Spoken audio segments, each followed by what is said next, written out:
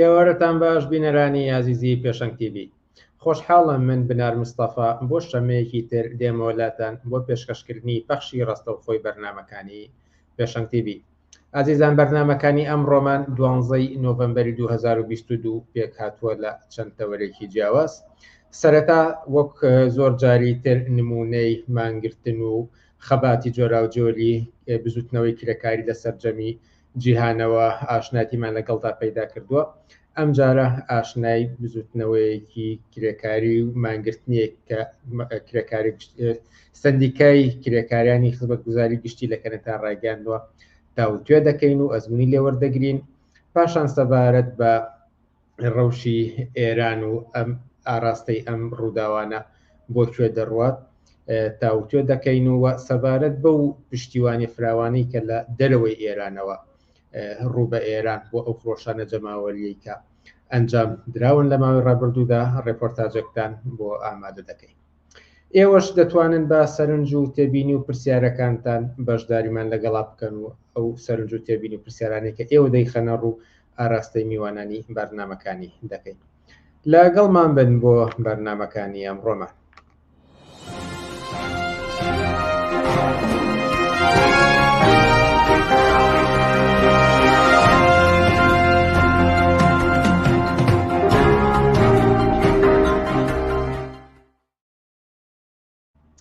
بەڵێ بینەرانی ئازیز سەروەکو ئاماژەم پێدا سەرەتا دەچینە کەنەدا و لەگەڵ هەڵسوڕە و چالاکوانی سیاسی ئاوات محەممەد تاوتوێی ئەو مانگرتنی کرێکاریانە دەکەین کە لە کەنەدا لە 3 نۆڤەمبەر ئەنجام درراوە.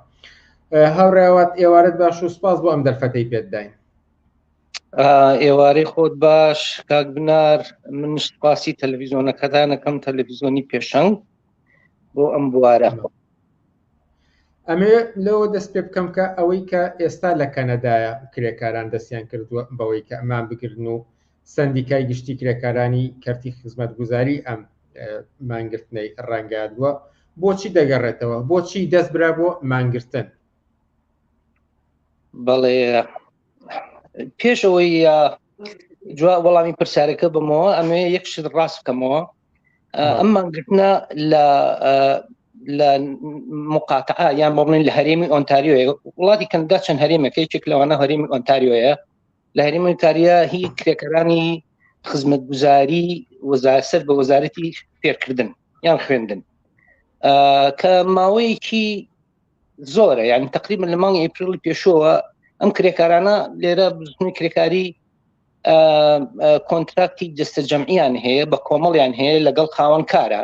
ئەم کرێکارانەش ئەوانی کە سندیکاین یان با بڵێن ڕێکخراوی کرێکاریان هەیە و ڕسمین، ئەوانە کاتی کۆنتراکتەکانیان 4 ساڵ جارێک تەواو ئەبێت سەر لە نوێ بەپێی هەلومەرجی تازە کۆنتراکت تازەکەنەوە لەگەڵ خاوەنکارە. جا خاوەنکار چجا ئەگەر حکوومەت بێ یان سەکتەری تایبەتی بێ، ئەو کۆنتراکتانە ئیتر پەیوەندی بۆ هەیە مەسەڵەن هێزی کرێکارانی ڕێکخراو چەندەیە، وەزعی سیاسی چۆنە، ئەوانە ئەوانە لە ڕۆشنایی ئەم جۆرە ئەوزاعانە ئەو کۆنتراکتانە ئەبڕێتەوە. ئەم جارە کرێکارانی خدماتی خزمەتگوزاری سەر بە وەزارەتی تەربیە وەکو وتم لە ماوەی مانگی ئەیپریلەوە کۆنتراکتەکان تەواو بێت لە گفتوگویان لەگەڵ حکوومەتە بۆی کۆنتراکتیان بۆ تازە بکاتەوە، کۆنتراکتی تازە بنووسن بۆ ماوەی 4 ساڵ، بەڵام بە هەلومەرجێکی باشتر.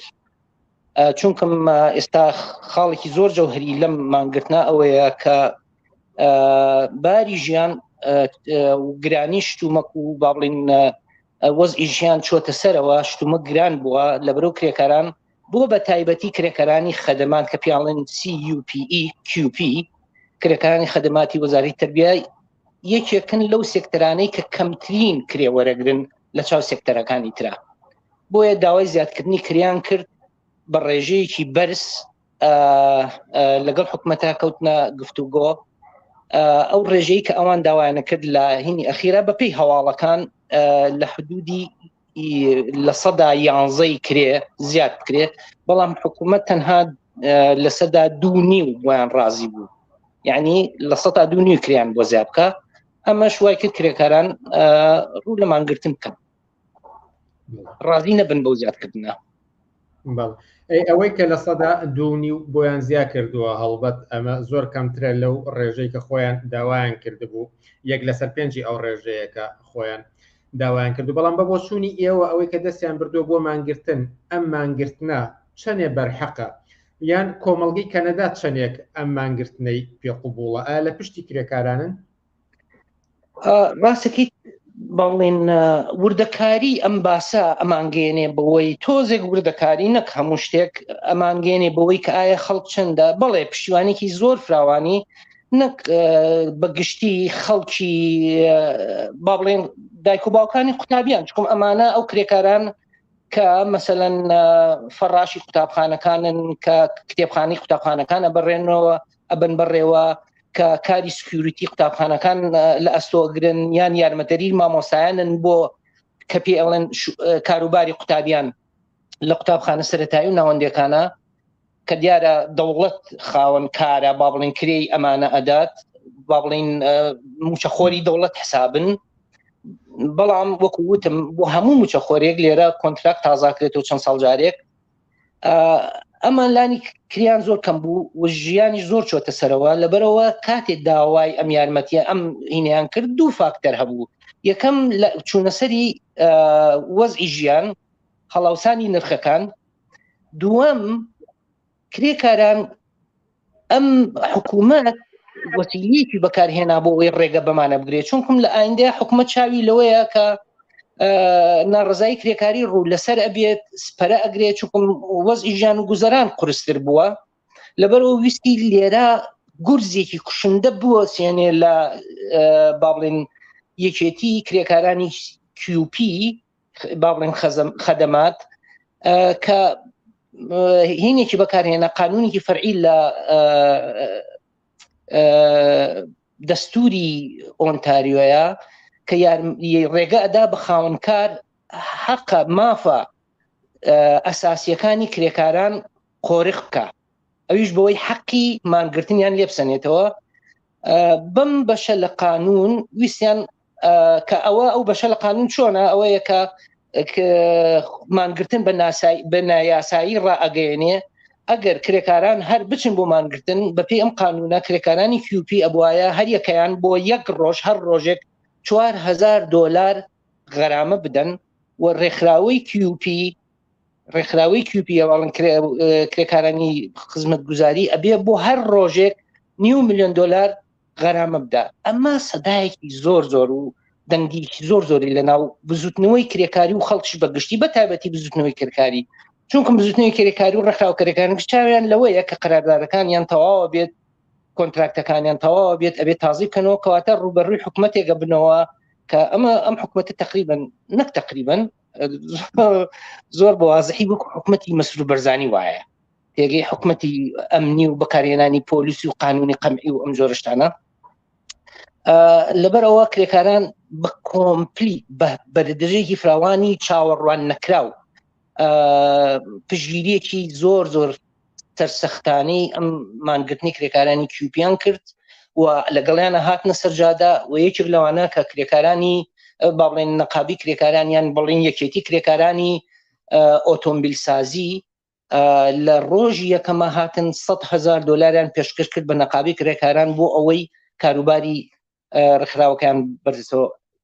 بۆیە جارێکتر بڵێمەوە کە پشتیوانی لەم داواکاری کرێکاران کە بۆ دووشت بوو، یەکەم زیادکردنی کرێ، دووەم مسۆگرکردنی کارەکانیان، چونکم ئەمە زۆربیان کرێکاری وەرزین کە لە کاتێک قوتابخانە هەیە کارەکانیان هەیە دوایەوە حکوومەت لەی ئۆفیانەکە یعنی با بڵێن دەست لە کاری کێشنەوە ئەنجا دوایەوە سەر لە نوێ بەکریان ئەگرێتەوە ئەوانیان وت ئەبێ ئەمە با بڵێن بەردەوام بێ. ئەمە داخوازی دووەم بوو، لەسەر ئەم دوو داخوازیە زۆر پشتیوانیان وەرگرت لە ڕووی ئەم لە ئاستانی ئەم وەزع اقتصادیە سیاسیە هەمەیە. پێم خۆشە لەم بینەدا پرسیاری بینەرێک بێنمە سەر شاشەکە و ئاراستی ئێوە بکەمەوی ژەڵێ ئاماژەتان بەوەدا کە ئەو کرێکارانی کەمان دەگرن هەڕەشیان لێ دەکرێت بە $4,000 دیارە سزا بدرێن. ئەم هەڕەشەیە چەندێک کاریگەری داناوە لە سەرمانگرتنەکان؟ ڕاستەکەی ئەو هەڕەشەیە تەمەەن هەڕشەیەکی جددیە، بەڵام تۆزانی هەموو چەکێک لە هەموو زروفێکە کار ناکەم.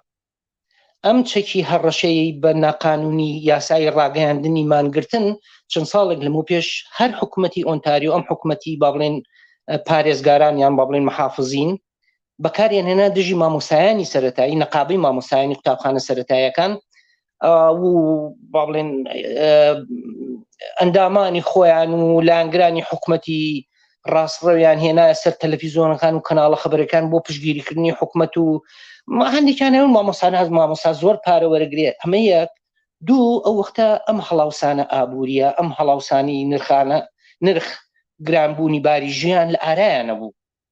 سێم، نسبەتەن وەکو جارێکی تر گوتمەوە نسبەتەن بە کرێکارانی کیوپی کە کەمترین لانی کرێ وەرەگرن مامۆسایان وەزئی کرێیان لە ڕووی کرێوە وەزیان زۆر زۆر باشترە لە کرێکارانی کیوپی. بۆیە حکوومەتوانی ئەو گورزە بۆشێنێ لە مامۆسایانی سەرەتایی و ناوەندەکان ئەو وەختە سەرەتایی ئەو وەختە. بەڵام ئەم جارە بە عەکسەوە نەیتوانی ئەم چەکە لەم وەزع و لەم زروفە سیاسی و ئیقتصادیە ئابووریە تایبەتەیە نەیتوانی کار بکە. بۆیە کرێکاران سوور بوون لەسەر دووشت. یەکەم بەرگرتن بەم وەکو وایە مەسەلەن کەسێک تۆ شەڕ لەگەڵایەتی بە مست هاتەوە بووە تۆ ئاربیجێکی لە ڕاست بکەیتەوە. حکوومەت تەقدیرێکی زۆر غەڵەتی کرد. حکوومەت غەڵەت تینەکەی خوێندەوە، با بڵێن حکوومەتی ئۆنتاریۆ غەڵەت وەزعەکەی خوێندەوە و لە ئەخیریشات جۆڕی کرد.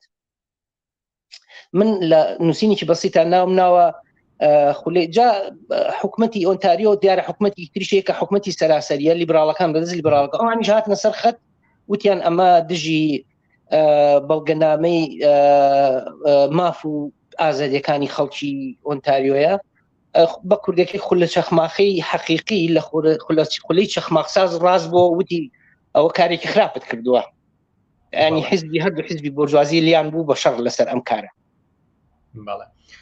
سپاس بۆم زانیاریە. بەڵام من ئەمە پرسیاری ئەوە بکەم کە کاریگەریەکانی ئەم مانگرتنە لە کۆمەڵگەی کەنەدادا یاخود لە ئۆنتاریۆدا چۆن دەردەکەوێت؟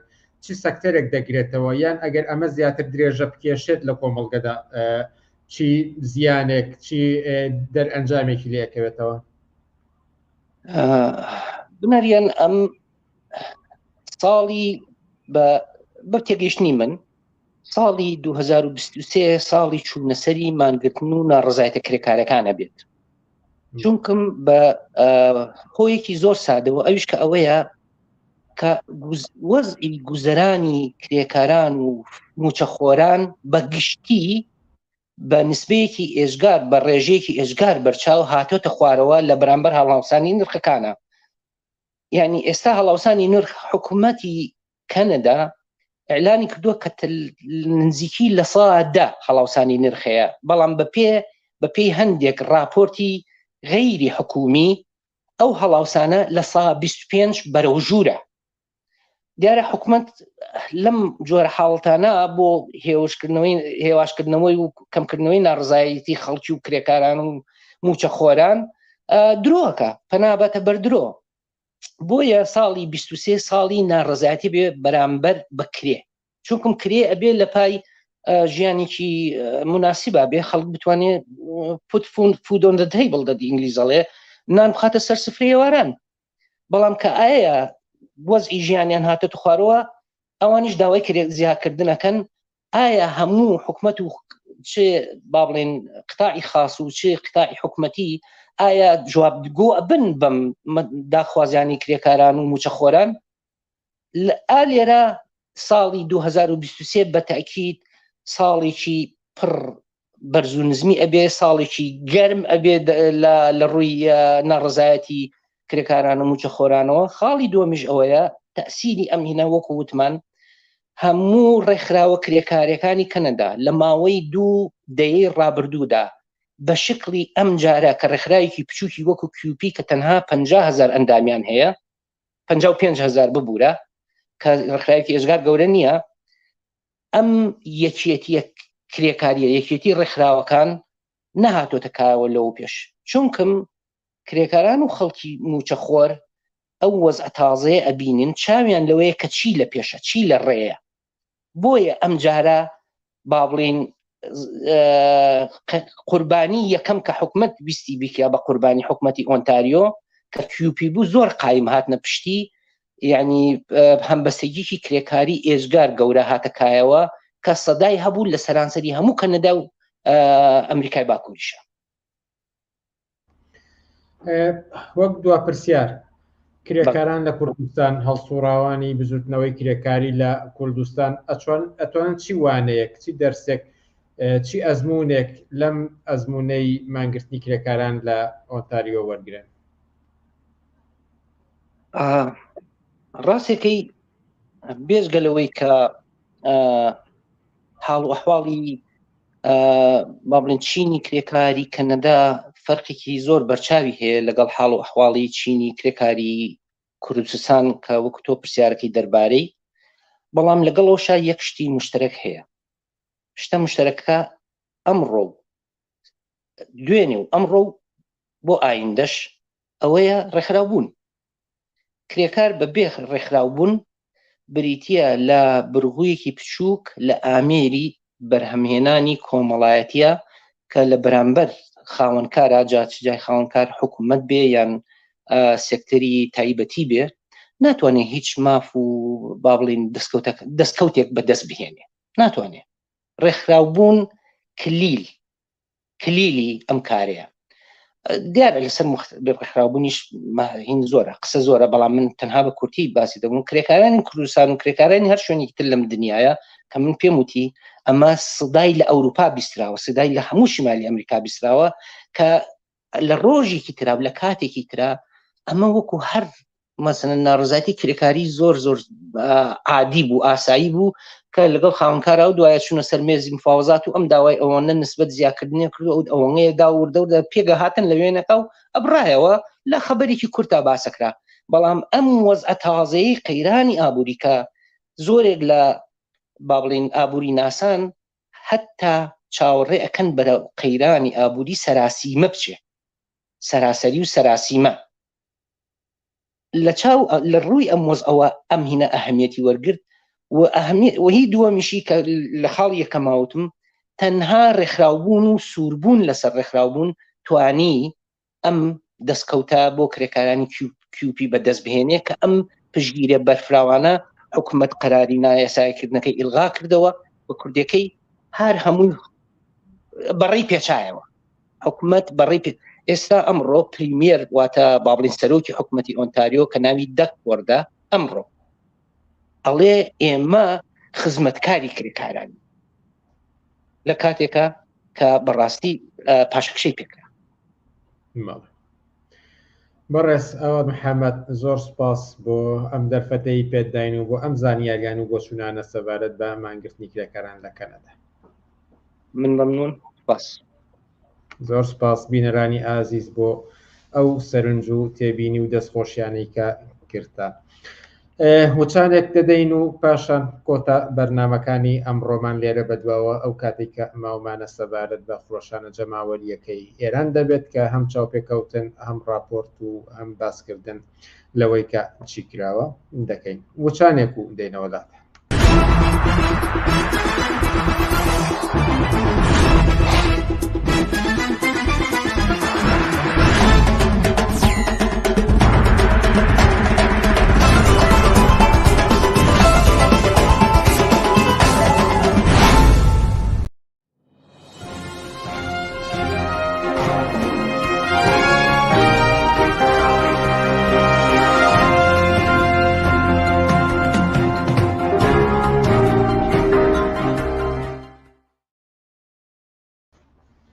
بەردەوامین لەسەر پێشکەشکردنی بەرنامەکانمان بینەرانی ئازیز و ئێستاش سەبارەت بە ڕووداوەکانی ئێران و سەرەتا تاوتۆکردنی ئەوەی کە پاش 2 مانگ ئەم ڕووداوانە ئەم فرۆشانە جەماوەریانە چی ئاراستەیەک دەگرنەبەر چاوپێکەوتنێکمان دەبێت لەگەڵ چالاکوانێکی تری سیاسی ئیبراهیم حسین. ئیبراهیم حسین ئێوارەت باش و سپاس بۆ ئەم دەرفەتەی پێداین.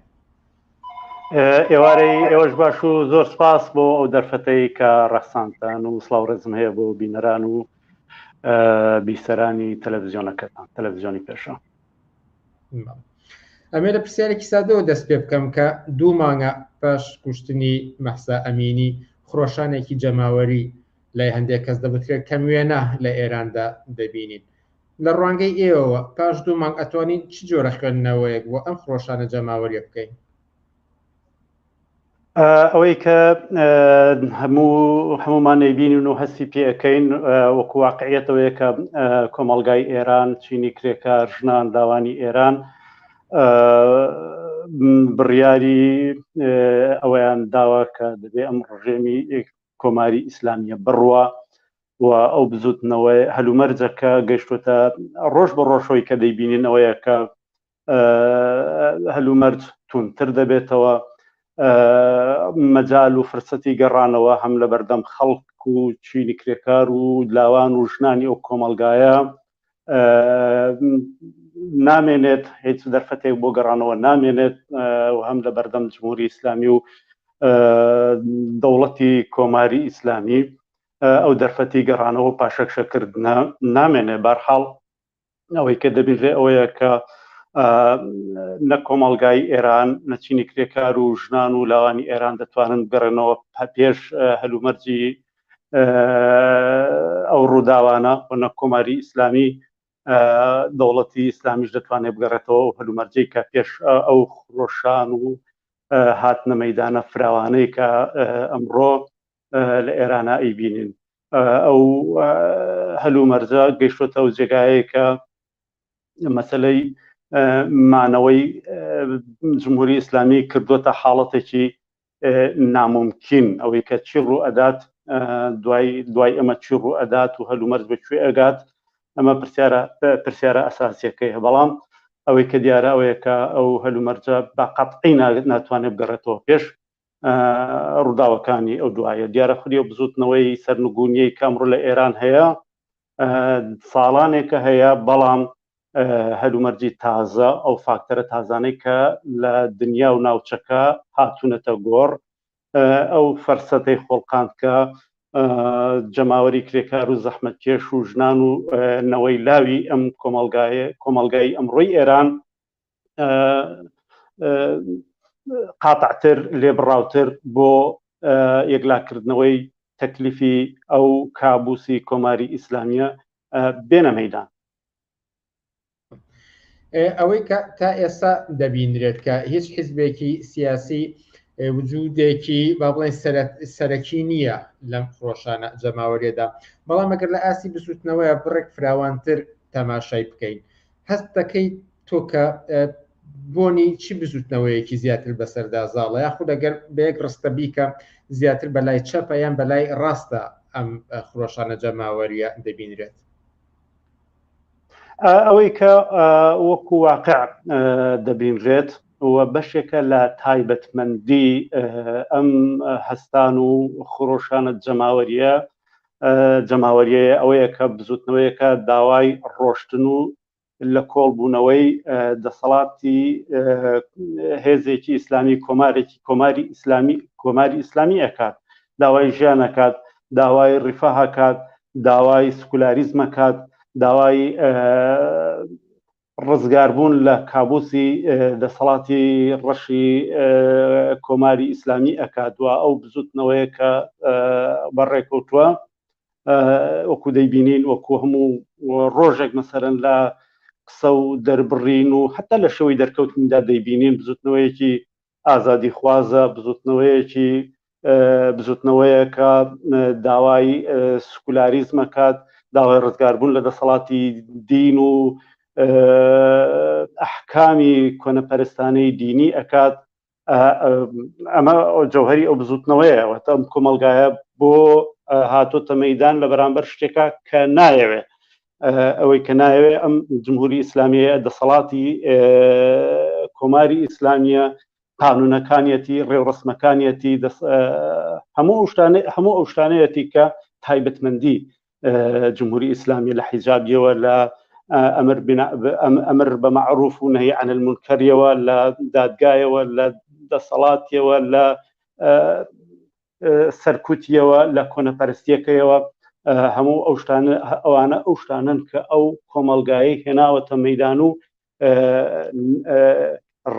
ڕایگەیاندووە و ڕایدەگەێنێکە ئەمانەی ناوێت. ئەمە واقعی ئەو بزوتنەوەیە. بەڵام ئەوەی کە ئەم زوتنەوەیە کاریگەری چه حزابێکی بەسەرەوەیە یان چەپەیان ڕاستە ئەوەی دیارەوەیە کە بزوتنەوەیکی ڕادیکاڵە بزوتنەوەیکی سکولارە بزوتنەوەیەکە لە بەرامبەر یەکێک لە هەرە کۆنەپەرستترین بزوتنەوە و دەوڵەتە کۆنەپەرستەکانی دنیای ئەمڕۆیە هاتوۆتە مەیدان هەر بۆ مانایە بزوتنەوەیەکە دەتوانرێت خەسڵەتێکی چەپ و ڕادیکاڵ و سکولاری هەبێکە هەیەی و هەر ئەمەشاکە بۆ تەمایی خۆشببینیەکی زۆر بە ڕزگاربوون لە دەسەڵاتی یەکێک لە هەرە بزوتنەوە هەرە کۆنەپەرستەکانی دنیای ئەمڕۆ کە ئیسلامی سیاسی و دەوڵەت و دەسەڵات و قانون و فەرهەنگەکەیەتی لە خۆیدا ئەم زوتنەوەیە چێ دەتوانێت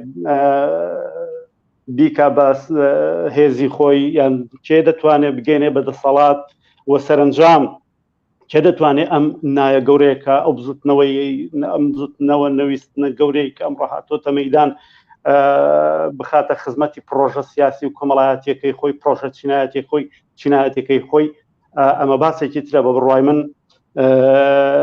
ئەوەی کە دیارە ئەوەیەکی تر شۆڕش ڕوویداوە لە زۆر ناوچەدا یاخود خۆشانی جەماوەری هاتنە مەیدانی جەماوەری زۆر بینراوە بەڵام هەندێک جارتان هێزێکی کۆنەپەرستتر لەو دەسەڵاتی کە هەبووە دەسەڵاتی گرتوۆتە دەست ئەمە پرسیارێکی جددیە کە چی شتێک ئەتوانێت گرنتی ئەوە بکات کە دەسەڵاتێکی کۆنەپەرستتر تەنانەت لە جمهوری ئیسلامی نێتە سەرکار یەک لەو فاکتەرانەی کە وا دەکات هاتنە سەرکاری بزوتنەوەیەکی کۆنەپەرستتر لە جمهوری ئیسلامی ناممکن کات ئەوەیە کە ئەو بزوتنەوەیە ئەو نەهزەتە ئەو ڕاستانێکی ئازادیخوازە سکولارە و لە بەرامبەر لە ڕاستیە یەکێک لە هەرە کۆنەپەرستترین بزوتنەوە و دەسەڵاتی بزوتنەوەیەکی زۆر کۆنەپەرستی بۆرژوازیەکە ژیان و گوزەران و ئازادی و هەموو چارەنووسی ئەو کۆمەلگایەی بە کۆنەپەرستانەترین شێوە لە قاڵب داوە واتە ئەوە گومانی تێدانە هەر هێزێکی داهاتوو بێت دەسەڵات بگرێتە دەست دەوڵەت بگرێتە دەست بێگومان مۆرچی ئەو ئازادی خوازی و ئەو بزوتنەوە سکولارەی ئەمڕۆی کۆمەلگای ئێران چینی کرێکار ژنان و نەوەی لاوی کۆمەلگای ئێرانی بەسەرەوە دەبێت بۆیە سەرگرتنی پرۆژەیەکی کۆنەپەرستانەی تری بۆرژوازی ئەگەر چی ناممکن نییە وەیەکێک لە ڕاستیەکێک لە احتیمالات و ئەگەرەکانی ڕووداوەکانی داهاتوو ئاڵ و گۆڕەکانی داهاتووە بەڵام سەرگرتنی کۆنەپەرستێکی بۆرژوایی تر هەروە ئاسان نابێت هەروەکو دەیبینین هەر ئێستا ڕاستی بۆرژوازی ڕاستی پرۆغەرب خەریکن کە بە شێوەیەک لە شێوەکان بتوانن سەرمایه‌داری ئێران لە قەیران ڕزگار بکەن یان جار سواری ئەم بزوتنەوە سکولار و ئازادی خوازە بن و سەرمایه‌دارێکی تێکەڵتر بە دنیای غەرب بێنە ئاراوە هەلومەرجێکی ئاسوودەتر بۆ سەرمایە بخۆڵقێنن بتوانن جارێکی تر دەورەیەکی تر بازار و بازاری کار و سیاست لە ئێران ڕێک بخەنەوە ئەمە هەوڵێکە کە هەر ئێستا بەڕێیان خستووە لە ژێرناوی پاراستنی لە ژێرناوی یەکێتی میلی یەکێتی نەتەوەی بەڕێیان خستەوە بەڕادەیەکیش میدیای غەرب بۆژوازی ڕۆژ ئاوا خەریکن بۆ ئەو ڕۆژانە بۆ ئەو هەلومەرجە تازانەی کە دوای کەوتنی جمهوری ئیسلامی کۆمەلگای ئێران پێی تێدەنێ ئەو ڕاستی پرۆغەربە بۆ سەرکوتکردنی هەڵسان و ڕاسان و جموجۆڵی شۆڕژگەڕانەی کرێکاران و زەحمەتکێشان لە پێناو سەرکەوتنێکی سیاسی چەپ و سۆسیالیستی کۆنتڕۆڵ بکەن و سەرکوتی بکەن هەر ئێستا ئەمە دەبینین بەو مانایە دەتوانین بڵێن کە هەر ئێستا سەرەتاکانی پێکدادانی ڕاست و چەپی کۆمەلگا دەستی پێکردووە شەواهید و نیشانەکانی هەر ئێستا دەبیندرێت بەڵام خۆشبەختانە زۆر فاکتەر هەیە کە دەتوانێت ئومێدبەخش بێ بەوەی کە چەپ و سوسیالیزم لە جەدەلەکانی ئەمڕۆ و ئایندەی کۆمەڵگای ئێرانە قدرەت بگرێ، هێز بگرێ، بتوانێت ڕێگا لە زۆر نووسین تا ئاماژەتان بەوە داوە کە ئێستا فرسەت بۆ کۆمۆنیستە، بەڵام کەمێ پێشتر ئاماژەمان بەوەدا کە مۆرکی هیچ حیزبەگیان بزوتنەوەیەکی سیاسی پێوە نییە، بەڵام ئێوە لە چەند نووسینێکتا ئاماژەتان بەوە داوە کە ئێستا فرسەت بۆ کۆمۆنیزم بوونی هەیە. ئەگەر بڕێک لەسەر ئەوە بۆ چوونەتان زیاتر بدوێن. فرسەت بۆ کۆمۆنیزم بەو مانایە لە ئارادایە، چونکە ئەوەی کە دەبینرێ ئەوەیە کە جارێکی تر ئێران بە هەموو مانای خۆی دەکرێتەوە بۆ جەنجی قودرەت، شەڕی دەسەڵات، شەڕی گرتنەدەستی کۆمەلگا، شەڕی ڕێخستنەوەی کۆمەلگای داهاتووی ئێران. ئەم جەدەلە بەناچاری جەدەلی ڕاست و چەپی کۆمەلگا دەبێت. هیچ شۆڕشێکی ئەم دنیاە نەبووە، هیچ ڕاپەڕینێکی ئەم دنیاە نەبووە، هیچ هەستانێکی جدی ئەم دنیاە نەبووە کە نەبوو بێتە مەیدانی پێکدادانی باڵی ڕاست چەپ و ڕاستی کۆمەلگا.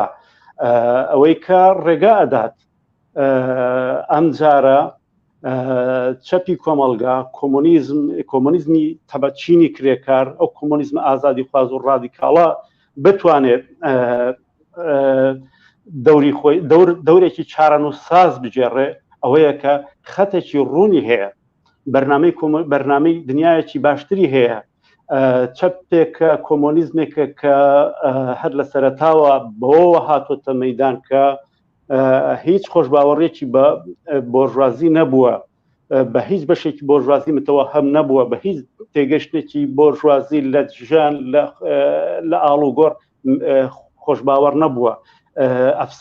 وتوێتی ڕایگەیاندووە کە بۆژوازی سەرمایەداری ناتوانێت ئازادی بدات لە نظامێکە کە لەسەر ئەساسی فرۆشتنی هێزی کار، لەسەر ئەساسیەوەی کە زۆربەی هەرە زۆری کۆمەلگار لە ئیمکاناتی لە هەر ئیمکاناتێکدا دەماڵێت دایانکە بە فرۆشیاری هێزی کار، ناتوانێت ئازادی بدات، ناتوانێت ڕیفاه بدات، ناتوانێت دیکتاتۆر نەبێت، ناتوانێت دژی ئازادی و خۆشبەختی بەشەر نەبێت، ناتوانێت سەرمایەداریت هەبێ، چەسانەوەت هەبێ، بەڵام پێویستت بە دیکتاتۆریەت نەبێ، پێویستت بە سەرکوت نەبێ، پێویستت بە زیندان نەبێ. ئەمە ئەو چەپەیە کە وا ئەکات چەپی ئەم کۆمەلگای ئێرانە و ئەم ناوچەیە لە هەموو چەپی دنیای ئەمڕۆ جیاواز بێت. هەر بۆیە ئەگەر ئەم چەپە بتوانێت ئەم نایە گەورەی کە ئەمڕۆ بە جمهوری ئیسلامی هاتۆتە سەر بەدەسەڵاتی ئیسلام و دین هاتۆتە سەر بە حجاب و هەموو ڕەمزەکانی هاتۆتە سەر بتوانێت بە هەمان ڕادیکالیزمی خۆیەوە بەو ڕادیکالیزمەوە بێ منجەمز بتوانێت نوێنەرایەتی بکات، بێگومان یەکێک لەو هێزانەیە کە شانسی سەرکەوتنی ئەگەر شانسی حتا تەنانەت ئەگەر شانسی تەوگرتنە دەستی تەواوی دەسەڵاتی نەبێ، بەڵام شانسی گۆڕانی بەهێزێکی سیاسی جددی هەیە کە ئامادەنی هەروە بە ئاسانی ئامادە نەبێ هەروە بە ئاسانی چارەنووسی کۆمەلگا تەسلیمی کۆنەپەرستێکی تری بۆژوازی بکە اینجا لە هەر فۆرمێکی دابێت لە هەر شێوەیەکی دابێت. ئەو بزوتنەوە گەورەی کە لە دنیاشا بینیمان بۆ پشتیوانیکردن لەم حرەکەت و جوڵانەی خەڵکی ئێران نیشانی ئەدا کە ئەگەر چەپێکی ڕادیکاڵی بەو شێوەیە بتوانێت ئەم نایە گەورەیەی ئەو کۆمەلگایە بە هەمان ڕادیکالیزمی خۆیەوە، بە هەمان ئەو پەرخوازی خۆیەوە کە تەواوی ئازادی دەوێت، کە تەواوی خۆشبەختی دەوێت لە مەیداندا ببینێت، بێگومان دەبێتە مایەی پشتیوانێکی گەورەی هەموو چینی کرێکاری هەموو دنیای ئەمڕۆ، هەموو بەشەریەتی ئازادی خوازی دنیای ئەمڕۆ.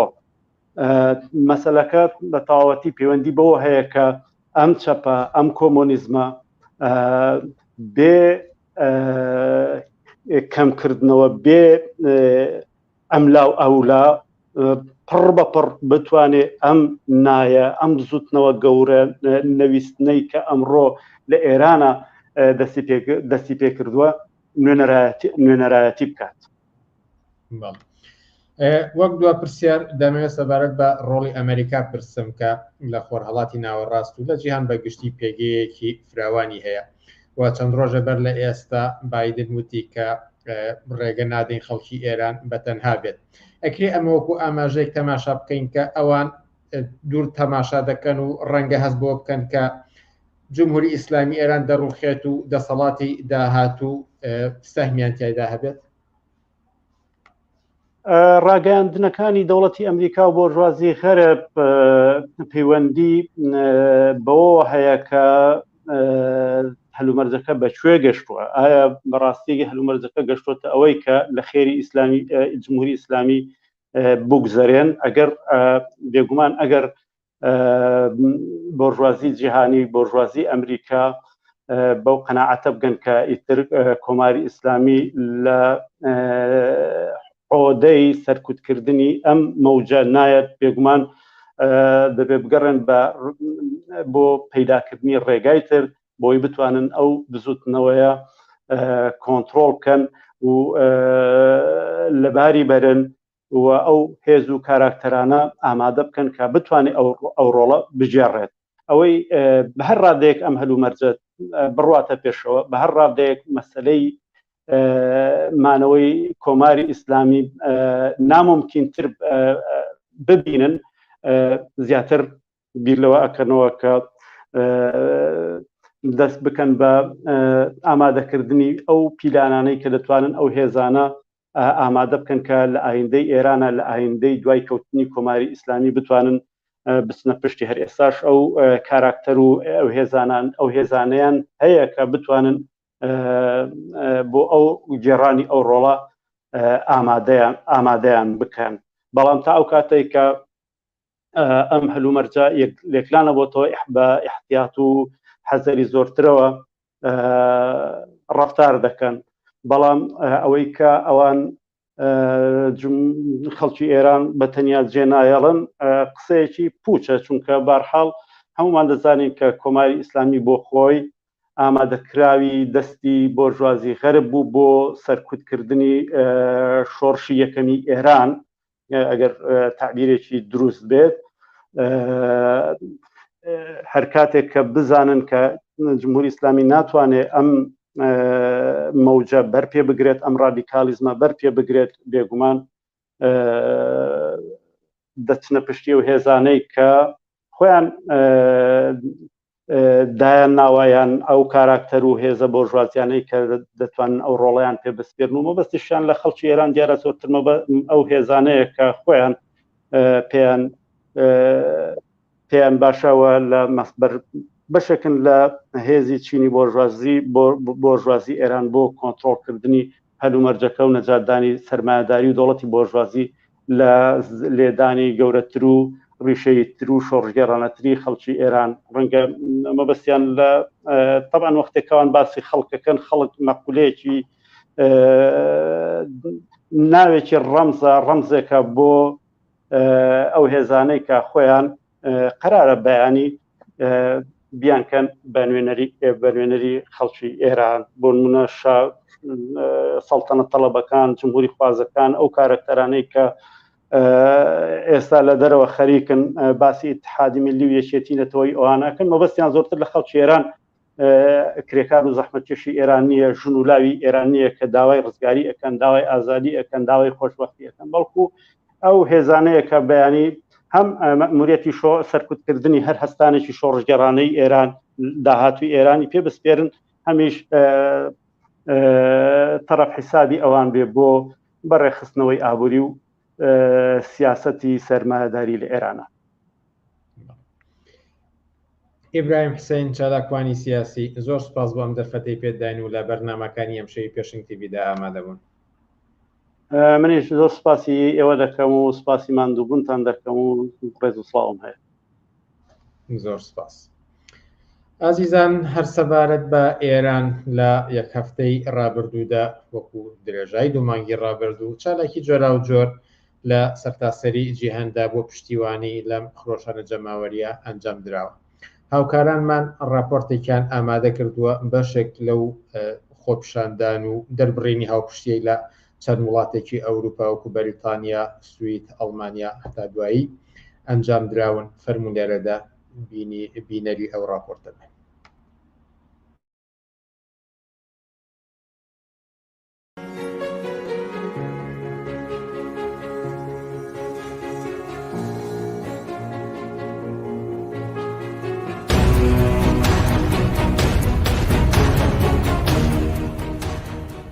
یەکێتیە کرێکاریەکان و حیزبە کۆمونیستەکان و ئازادی خوازان بە یەک دەنگ ڕاوەستان لە پاڵ خرۆشانی جەماوەری ئێراندا.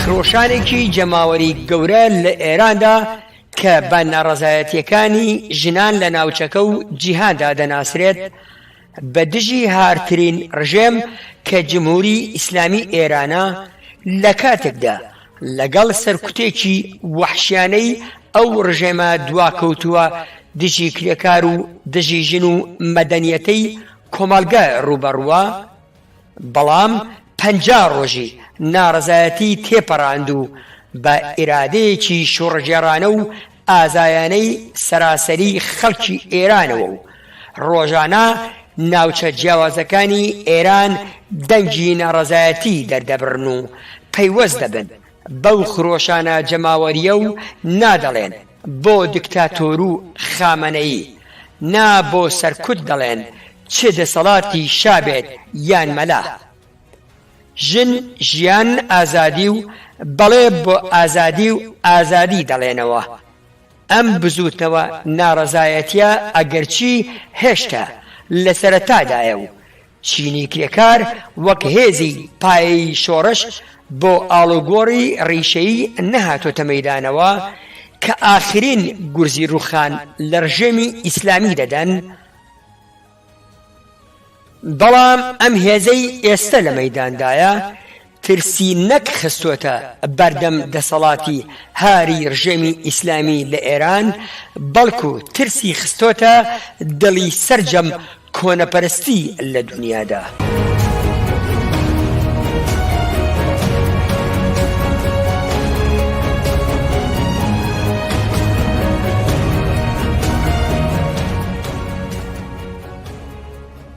پێنجی نۆڤەمبەر دەورەیەکی نوێ بوو لە هاتنە مەیدانی بە کۆمەڵی ژمارەیەکی بەرچاو لە بەشداری نوێنەرانی یەکێتیە کرێکاریەکان و حیزبە کۆمونیستەکانی بەریتانیا، ئێران، کوردستان و عێراق، خەڵکانی ئازادی خواز بە ئاڵای سوور و قسە و باس و پەیامدانی دروشمی دشی ڕژێمی جمهوری ئیسلامی ئێران و هەروەها ژمارەیەک ئەندام پەرلەمان پەیامیان هەبوو و وەستانیان لە پاڵ خرۆشانی شۆڕەژێڕانەی خەڵکی ئێراندا. خرۆشانێک کە هەموو دەسەڵاتی ڕژێم و مەلاکانی ئێرانی هێناوەتە ترس و لەرزین کە لە تەمەنی 43 ساڵی ڕابردوودا ئەم ڕژێمە هارە ئیسلامیەی سەرمایەداری کە بەڕژێمی زیندان و ئیعدام بەناوبانگە بەخۆیەوە نەبینیوە. هەنگاوێک کە لە بەریتانیا دەستی پێکرد لە پشتگیری ڕاستەوخۆی نوێنەرانی یەکێتیە کرێکاریەکان و لە پاڵ یەکداوەستانی کۆمونیستەکان و ئازادی خوازان و چەندین ئەندام، دڵە گەورەکەی ئەم خرۆشانە جەماوەریە بوو کە ڕاستەوخۆ هەموو دەسەڵاتی گەندەڵی عەمامە بەسەرە ئیسلامیەکانی ئێرانی خستۆتە بەردەم نەفرەتی جیهانی مەدەنی و ئازادی خواز و کۆمونیستیەوە. ئایندەیەکی ڕۆشنتر پشتگیری لێ دەکات بۆ خەڵکی کرێکار و کەم دەرامەت و ژنان و لاوانی ئێران. ئەمە دەرسێکی گەورەیە بۆ بزوتنەوەی کۆمونیستی و کرێکاری لە ئێران و لە دنیادا و نمایشێکی گەورەی چینایەتی دەخاتە بەردەست. لەگەڵ چینی کرێکار و ئەو خرۆشانەی ئێستا لە ئێراندا لە بەرامبەر هێزگەرێکی کۆنەپەرستی پاشایەتی و ناسیۆنالیستی کە ئەمریکا و هاوپەیمانەکانی گەورەیان دەکەن. لەگەڵمان بن لەمڕۆوە لە بەریتانیا و هاوکات لە ئەڵمانیا و سویدیش هەنگاوێکی گرنگ نراوە. بەرەبەیانی ڕۆژی شەممە 5 نۆڤەمبەر ناوەندی شاری لەندەن ترافالگەر سکوێر بۆ پشتیوانی خرۆشانی جەماوەری ژنانەی ئێران ڕەنگی سووری پۆشی بوو. کۆمونیستەکان و ئازادی خوازان بەیەکدان نەخێر و ڕوخان بۆ جمهوری ئیسلامی و بژی ئازادی و دەسەڵاتی شوراییان دەوتەوە.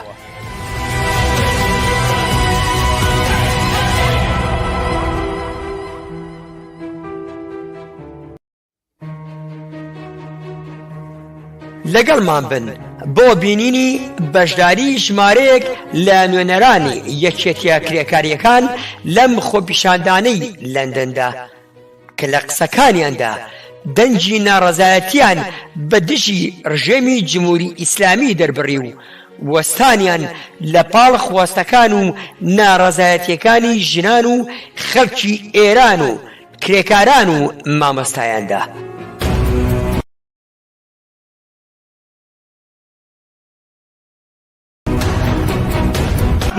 The struggle for freedom and are working to bring the information to the labour movement here in Britain and the International Transport Workers Federation about the struggle for freedom of Iranian trade unionists. So our message to you today is the struggle for freedom, the struggle for workers' rights is a global struggle. It's a struggle that workers have to wage in every country against their own ruling class, and we're here today in this square because we're fighting for pay conditions for workers in Britain, and we know that workers in Tehran are fighting the same battle in Tehran against their ruling class. So we want to bring a message of solidarity to workers in Iran. To see hundreds and thousands of young women demonstrating on the streets of Iran for human freedom, for dignity and for women's rights and women's liberation. We're here to express our solidarity with you. What a wonderful time it is we're living through. We want to do everything we can to help the British Labour movement make solidarity with workers and women in Iran.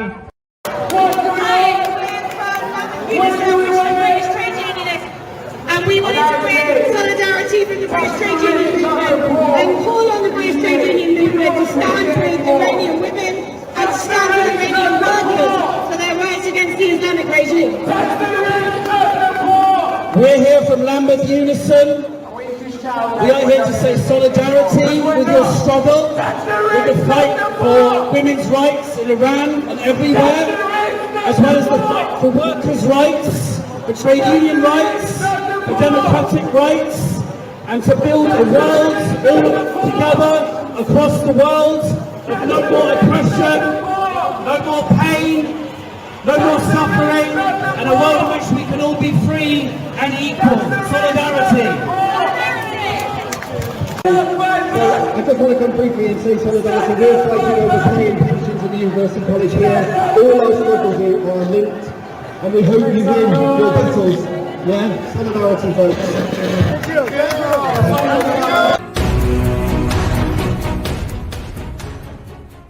هەر ئەمڕۆ لە کۆبوونەوەی هەزاران کەسی ترافالگەر سکوێردا لە یەکێتیە کرێکاریەکان و چەپ و کۆمونیستەکان بە دژی سیاسەتی گرانی و خراپی هەلومەرجی خەڵکی بەریتانیا جۆن ماکدۆنێڵ ئەندام پەرلەمانی بەریتانیا و یەکێک لە ڕابەرانی پێشووی حیزبی کرێکاران و باڵی چەپی ئەو حیزبە سەرەتای قسەکانی بە پشتگیری بۆ ناڕەزایەتیەکانی ژنانی ئێران دەست پێ دەکات و بە دژی دەسەڵاتی سەرکوت و دیکتاتۆری جمهوری ئیسلامی ئێران درێژە بە قسەکانی دەدات. For Hayes and Harlington, it's John McDonnell. Let me first of all, before I speak, I want to send solidarity to the courageous women in Iran who are fighting for their freedom. And I want to change Solidheim because there are 14 million people in this country living in poverty.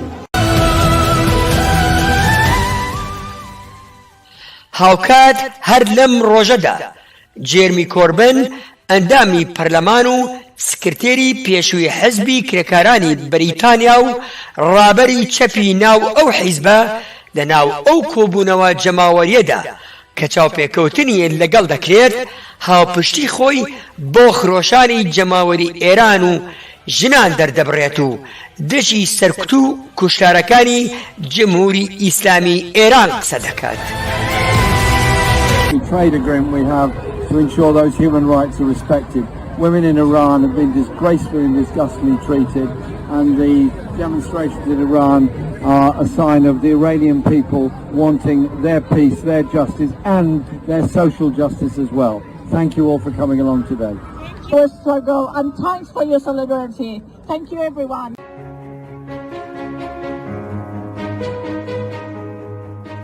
ئێستاش لەگەڵمان بن بۆ هەندێک لە وێنەی خۆپیشاندانەکانی کۆمونیستەکان و ئازادی خوازان لە ئەڵمانیا و سوید هەر لەم ڕۆژەدا بە دەنگی بەرز و بە ئاڵای سوورەوە وەستان لە پاڵ ئەو خرۆشانە جەماوەریە کە وێنەی چەندین دەی ڕابردوو لە ئێراندا.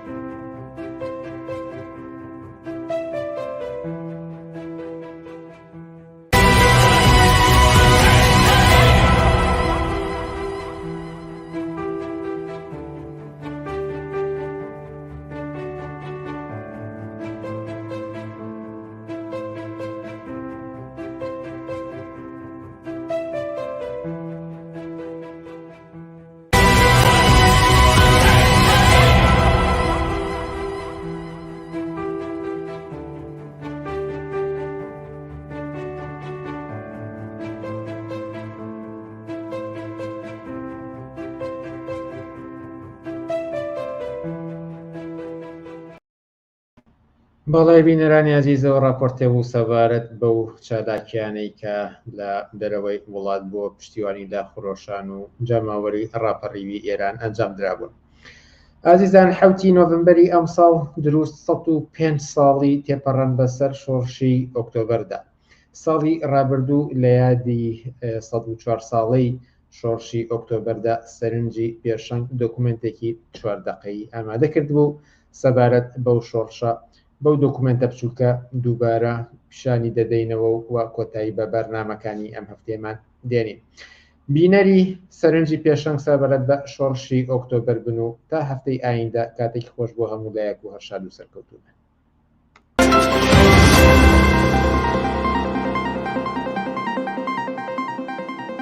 سەرنجی پێشەنگ 104 سال بەر لە ئێستا و لە ئۆکتۆبەری ساڵی 1970دا کۆمونیستەکانی رووسیا بەڕابەرایەتی بەلشەفیەکان بە دیاریکراوی ڤلادیمیر لێنین توانیان دەسەڵات بگرنە دەست و دەسەڵاتی کاتی گرنسکی وەلابنێن. شۆڕشی ئۆکتۆبەر درێژکراوەی شۆڕشی شوبات بوو کە تێیدا ڕێکخراوبوونی چینیکرێکار لە ئاستێکی باڵادا بوو. لە کارگە و شوێنە گشتیەکان بە شێوەی جۆراوجۆر خۆیان ڕێکخراو کردبوو لە پاڵ شوراکانی ئەو کاتی رووسیادا خۆیان بۆ شۆڕێژ ئامادە کردبوو. پێش سەرکەوتنی شۆڕشی ئۆکتۆبەر بەلشەفیەکان ڕۆبەڕووی چەندین گرفت و ئاستەنگ بوونەوە و بەشێک لە ڕابەرانی یان لە دەرەوەی رووسیا یان لە زیندان بوون. بەڵام بڕوای پتەویان بە گۆڕینی دەسەڵات و خواستی کۆتاییهێنان بە بەو دەسەڵاتی ژیانیانی دژوارتر دەکرد هەبوو و سەرنجامیش توانیان شۆڕش بە سەرکەوتن بگەێنن. بەڵام دەستکەوتەکانی شۆڕش چی بوو؟ مستەفا باهر بە کورتی وەڵامی ئەم پرسیارەمانەداتەوە. شۆڕشی مەزنی ئۆکتۆبەر نەک تەنها بۆ خەڵکی رووسیا بەڵکو کۆمەڵێ دەستکەوتی گەورەی بەدەستێنا بۆ سەر تاسەری مرۆڤایەتی لە جیهاندا.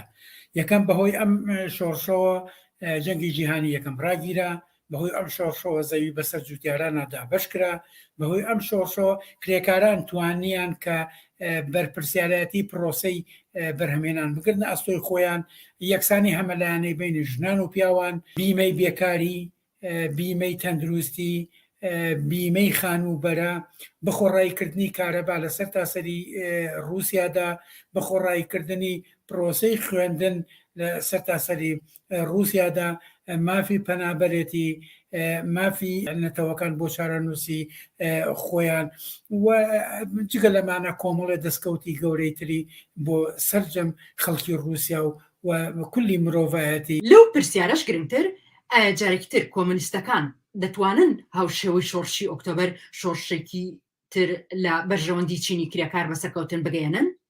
عوسمانی حاجی مارف لە وەڵامدا دەڵێت شۆڕشی ئۆکتۆبەر پێداویستێکی مێژووی بوو، بەمانایەک شۆڕشی کرێکاری بوو بۆ کۆتاییان بۆ کۆمەڵگەی سەرمایه‌داری و دامەزرانی کۆمەڵگەی سۆشیالیستی. ئەمە واقعەتی شۆڕشی ئۆکتۆبەرە، جا ئاکامەکەی بە هەر شوێنە گەشتپێ باسێکی ترە. بۆیە دووبارە بوونەوەی ئەو شۆڕشە لە ئاسی جیهانە لە هەر وڵاتێکا بێ لە هەر کات و زمانێکا بێ قابلی دووبارە بوونەوەی بۆ مانایی کە چینی کرێکار وەک چینێکی جیهانی، کۆمەڵگەی سەرمایه‌داری وەک سیستمێکی جیهانی لە ناکۆچین لە بەرامبەر یەکدان و شۆڕشی کرێکاری قابلی دووبارە بوونەوەی قابلی بەردەوامیە بۆ کۆتایی هێنان بەم سیستمی سەرمایه‌داری، هەڵەشانەوەی پەیوەندی کار و سەرمایە، هەڵەشانەوەی پەیوەندیەکانی بەرهەمهێنانی سەرمایه‌داری و دامەزرانی کۆمەڵگەی سۆشیالیستی. ئەمە بۆ خۆی لە هەموو کات و زمانێکە پێداویستێکی مێژوویە، واقعەتێکە کە کۆمەڵگەی سەرمایه‌داری دەبێ هەڵەشێنێتەوە و ئەمە شۆڕشێکە کە لە جیهانە قابلی تاقیبوونە و غەیری ئەم شۆڕشەش هیچ شۆڕشێکی کە نەمانای هەیە نەوجودی هەیە بەمانایەکی دەقیقتر کۆمەڵگەی سۆشیالیستی لە سایەی شۆڕشی کرێکاری و هەڵسانی جەماوەی کرێکاری بە ئامادەبوونی بە ڕێکخراوبوونی بە حزببوونی بە ئاسووی سۆشیالیستی ئەتوانێت تەواجد پێیاکە و ئەتوانێت کۆمەڵگەی سەرمایه‌داری هەڵوەشێت و دەسەڵاتی کرێکاری دامەزرێنە، حکومەتی کرێکاری دامەزرێنە. ئەمە هەم واقعەتە و هەم ضرورەتە. لە بەرنامەکانی داهاتووی پێشەنگ تیڤیدا زیاتر سەبارەت بە شۆڕشی ئۆکتۆبەر و شۆڕش باگشتی بابەتمانە بێت. چاوەڕوان بن.